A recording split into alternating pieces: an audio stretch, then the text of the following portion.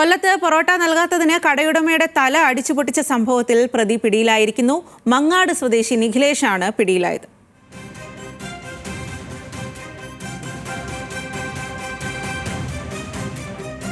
ഷമീറാണ് വിവരങ്ങളുമായി ചേരുന്നത്. ഷമീർ, ഇപ്പോൾ എങ്ങനെയാണ് ഇയാൾ പിടിയിലായത്?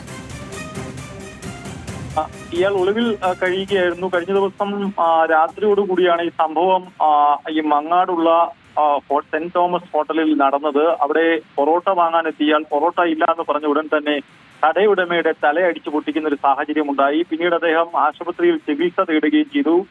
തലയിൽ 3ലധികം തുന്നലുകളുണ്ട്. ഇതുമായി ബന്ധപ്പെട്ട് അദ്ദേഹം കിളികല്ലൂർ പോലീസിൽ പരാതി നൽകുകയും ചെയ്തു. 2 പേരാണ് ഇത്തരത്തിൽ കടയിലെത്തി അദ്ദേഹത്തിന്റെ തല അടിച്ചു തകർത്തത്. ഇതിലൊരാളാണ്, പ്രധാന പ്രതിയാണ് നിഖിലേഷാണ് കടയിലെത്തി ഇത്തരത്തിൽ പൊറോട്ട ആവശ്യപ്പെടുകയും പിന്നീട് മറ്റൊരു സുഹൃത്തിനെ വിളിച്ചുകൊണ്ടുവന്ന അക്രമം ഈ കടയിൽ നടത്തുകയും ചെയ്തത്. എന്തായാലും പ്രതി ഒളിവിൽ കഴിഞ്ഞിരുന്ന പ്രതിയെ ഇപ്പോൾ കിളികല്ലൂർ പോലീസാണ് പിടികൂടിക്കുന്നത്. ഇയാളെ ഇപ്പോൾ അല്പസമയത്തിനകം മജിസ്ട്രേറ്റിന് മുമ്പിൽ ഹാജരാക്കുമെന്നാണ് പോലീസ് വ്യക്തമാക്കുന്നത്.